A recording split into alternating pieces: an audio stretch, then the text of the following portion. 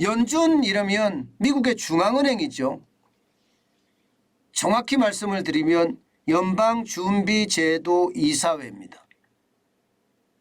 이 연방준비제도이사회에서는요, 금리를 올릴 때 우리의 어떤 금융통화위원회처럼 연방공개시장위원회라는 게 열립니다. 이 연방공개시장위원회를 줄여서 FOMC라고 합니다. FOMC. 예.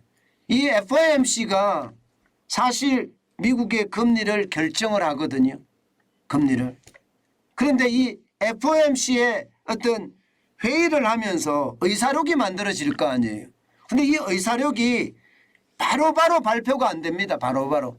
FOMC를 개최했다고 해서 연방공개시장위원회를 개최했다고 해서 바로 그 의사록이 공개되지는 않아요. 일반적으로 뭐 한 달은 아니지만 어느 정도 시간이 지나고 이게 공개가 되거든요. 이게 공개가 되면 그 속의 내용들이 시장에 영향을 굉장히 많이 미칩니다. 왜냐하면 FOMC 위원들이 어떤 생각을 하는지, 그리고 그 생각이 금리 인상에 어떻게 반영이 될 것인지, 그런 것들이 그 속에 숨어 있기 때문에 이게 시장에 영향을 줄 수밖에 없는 거예요. 그런데 실제 FOMC 의사록이 이번에 또 이게 매달 개최되는 게 발표가 됩니다.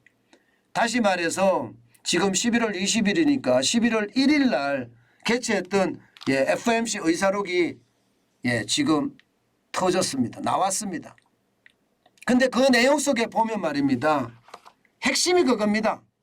금리 인상 속도 조절해야 되는 거 아니냐. 지금까지 4번에 걸쳐서 자이언트 스텝 0.75%를 올렸는데 이렇게 올리면 경제가 괜찮겠느냐. 경기 침체에 대한 우려감까지 계속 이야기를 하고 있었어요. 4번의 어떤 자이언트 스텝은 1990년 이후에 굉장히 처음 있는 일이니까 이게 결국은 말입니다. 이제는 인상 속도를 조절해야 된다. 이런 얘기가 계속 나온 겁니다. 결국 금융 시스템에 리스크도 있다. 그런 이야기까지 합쳐서 말입니다. 그러니 이게 결국은 금리 인상에 대한 어떤 속도 조절론, 쉽게 말하면 피벗이죠. 정책 선회. 정책 선회가 이제 있어야 된다 하는 게 FOMC 의사록의 핵심 주제였습니다. 그러니까 시장은 어떻게 될까요? 환호하는 거죠. 이제 금리 더 안 오를 거야. 이제 올리긴 올려도 지금처럼 자이언트 스텝처럼 계속 이렇게 올리지는 않을 거야. 이렇게 시장은 이제 이해하기 시작했죠. 그래서 오늘 시장도 보면 말입니다. 여러분 이거 한번 보세요. 올라요. 어제도 올랐지만 오늘도 나스닥 종합지수는 0.99% 1% 가까이 올랐고요. 110.91포인트가 상승했습니다. 11,285.32로 마감했어요. 그러니까 오를 수밖에 없는 어떤 환경을 마련돼 있죠. 피벗이 된다고 하는 그런 생각까지 있으니까요. 마찬가지로 S&P 500 지수도 이제 4,000선에 안착하는 모습이에요. 0.59%가 올라서 23.36포인트가 상승했습니다. 4,027.26으로 마감을 했어요. 그러니 시장의 어떤 움직임이 한눈에 드러난다. 이렇게 얘기할 수가 있겠죠. 실제 말입니다. 이게 시장에 대한 어떤 긍정적인 요소들이 굉장히 많이 작동을 하기 때문에 결국 말입니다. 시장의 어떤 상황은 더 좋아진다. 이렇게 지금 이해할 수가 있고요. 다우산업지수도 마찬가지입니다.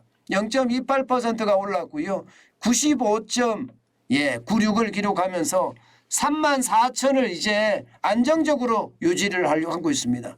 34,194.06을 기록하고 있습니다. 시장의 분위기 이제 전해지시나요? 이렇게 시장이 연일 말입니다.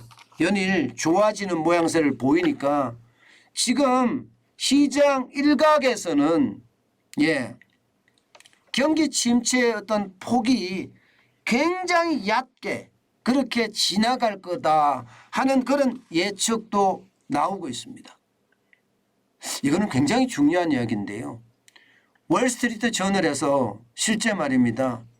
지금 미국 시장이 경기 침체 없이 지나갈 수도 있다. 뭐 이런 엄청난 긍정적인 전망도 쏟아냈습니다. 그렇기 때문에 시장의 어떤 분위기는 요즘 달아오른다. 뭐 이 정도예요. 실제 말입니다. 투자자들 이야기에서는요. 기본적으로 이게 바닥을 지난 것은 아닌가 하는 그런 아주 긍정적인 그런 전망까지 내놓고도 있습니다. 그렇지만 금리가 높다. 금리가 기준금리가 4%인데 이게 낮은 수치가 아니다. 게다가 대출금리는 기준금리가 4%에서 0.5%가 오르든 0.25%가 오르든 금리는 계속 오를 거기 때문에 오른 상태로 계속 가기 때문에 대출금리가 셀 수밖에 없다.